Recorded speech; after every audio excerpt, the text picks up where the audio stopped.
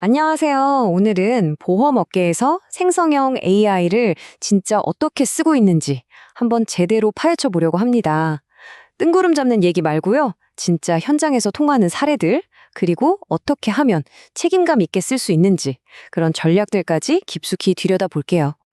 보통 AI 얘기하면 기술부터 꺼내잖아요. 근데 저희는 좀 다르게 이걸 왜 쓰는가 하는 목적에서부터 시작해 볼까 합니다. 지금 보시는 이 문구가 바로 그런 건데요. 보험이라는 분야에서 왜 이런 가치들이 중요한지 아주 강력한 개인적인 이야기에서 나온 말이거든요. 자, 그럼 본격적으로 프레임워크를 보기 전에요. 먼저 짚고 넘어가야 할 게 있어요. 바로 책임감 있는 관리라는 철학적 기반입니다. 여기서부터 시작하는 게 정말 중요해요. 앨런 튜링이 남긴 이 말이 딱 우리가 가야 할 방향을 보여주는 것 같아요. AI라는 게 아직 완성된 게 아니잖아요. 계속해서 발전하는 여정이니까 아주 신중하고 공정한 가이드라인이 필요하다는 거죠. 자, 그럼 보험사가 이 AI 여정을 간다고 하면 그 모습이 어떨까요? 이걸 크게 네 단계로 나눠볼 수 있어요. 뒤로 갈수록 점점 더 복잡해지는 그런 단계들이죠. 제일 쉬운 첫 단계는 프롬프트 엔지니어링이에요. 우리 챗GPT 쓸 때 질문을 좀 더 잘 다듬는 거. 바로 그거죠. 그리고 두 번째는 컨텍스트 엔지니어링, 세 번째는 미세 조정. 마지막으로 가장 어려운 네 번째 단계가 바로 모델을 아예 처음부터 학습시키는 사전 학습입니다. 보통 AI를 도입한다고 하면 이런 경로를 따라가게 되는 거죠. 그런데 사실 대부분의 보험사에게 진짜 중요한 그야말로 스위트 스팟은 어딜까요? 프롬프트만 살짝 바꾸는 것도 아니고 그렇다고 모델을 아예 처음부터 만드는 것도 아니에요. 바로 그 중간에 있는 컨텍스트 엔지니어링과 미세 조정 단계입니다. 왜냐하면 바로 여기서 우리 회사 많이 가진 그 보험 산업의 전문 지식이 빛을 발하면서 진짜 경쟁력이 되거든요. 이 그래프를 한번 보세요. 사람이 혼자 일할 때, AI가 혼자 일할 때, 그리고 사람과 AI가 함께 일할 때, 결과가 확 다르죠? 여기서 우리가 노려야 할 목표가 분명해져요. 그냥 사람이 하던 일을 AI한테 넘기는 수준이 아니라는 겁니다.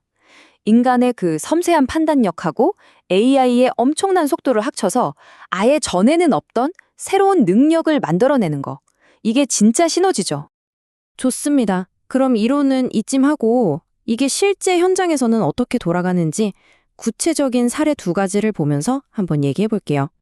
첫 번째 사례는 전문가들을 위한 AI 챗봇을 만든 이야기입니다. 이게 그냥 단순한 챗봇이 아니고요. 법률이나 보험 계리, 또 상품 인허가 같이 아주 복잡하고 전문적인 질문에 답해주는 그런 챗봇이었어요. 이 프로젝트를 하면서 팀이 정말 중요한 몇 가지를 깨달았다고 해요. 역시 제일 중요한 건 데이터였고요. 이왕이면 가장 강력한 LLM, 그러니까 언어 모델을 쓰는 게 좋다는 것. 그리고 절대 잊지 말아야 할 것, 바로 사람이 항상 과정에 참여해서 감독해야 한다는 점입니다. 또 나중에 생각해서 확장 가능한 구조로 만들고 외부 파트너랑 일할 땐 아주 신중해야 한다는 교훈도 얻었죠. 자, 여기서 이제 중요한 질문이 하나 나옵니다. 그래서 우리가 직접 만들어야 할까? 아니면 그냥 사서 써야 할까? AI 솔루션을 도입하려는 회사라면 누구나 한 번쯤은 부딪히는 아주 중요한 전략적 고민이죠. 무작정 만들자 아니면 사자 하기 전에 이 네 가지 질문에 먼저 답을 해봐야 합니다. 첫째, 이 문제를 푸는데 AI가 꼭 필요한가? 둘째, 우리가 해결하려는 문제가 정확히 어떤 종류의 문제지? 셋째, 우리 회사에 이걸 해낼 만한 기술력이 있나?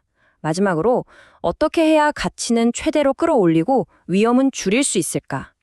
이 질문들을 던져봐야 뭐랄까 뭣도 없는데 망치부터 찾는 그런 실수를 안 하게 되는 거죠. 두 번째 사례도 흥미롭습니다. 이번엔 컴퓨터 비전 기술을 썼는데요. 막 뒤죽박죽 정리가 안 된 PDF 문서들 있잖아요. 그런 문서들을 AI가 자동으로 읽고 분석해서 이 보험금 청구에 필요한 서류가 다 제대로 들어왔나를 판단하게 한 거예요.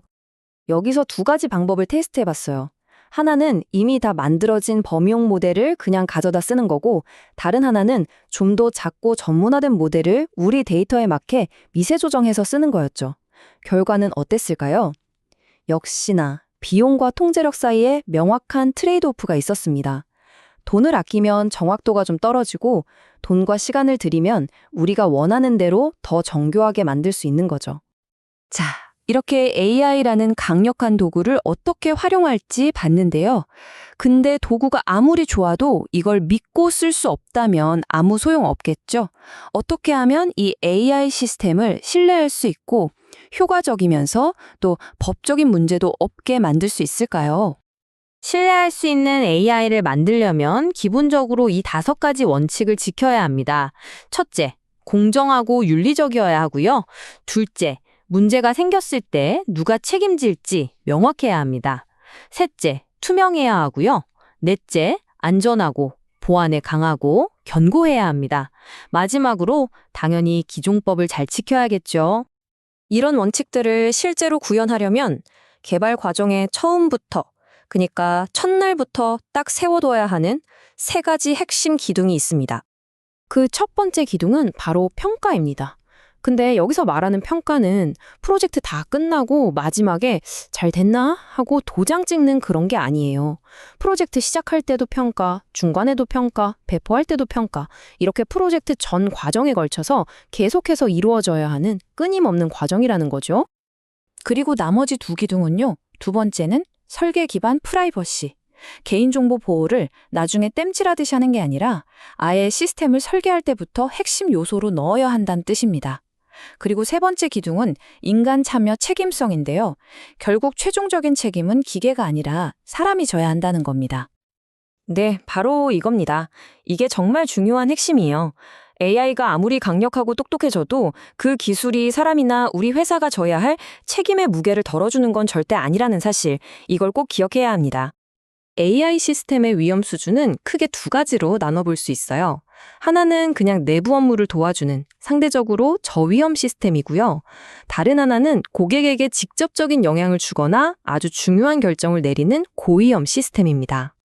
자, 그럼 여기서 마지막으로 정말 중요한 질문이 하나 생깁니다.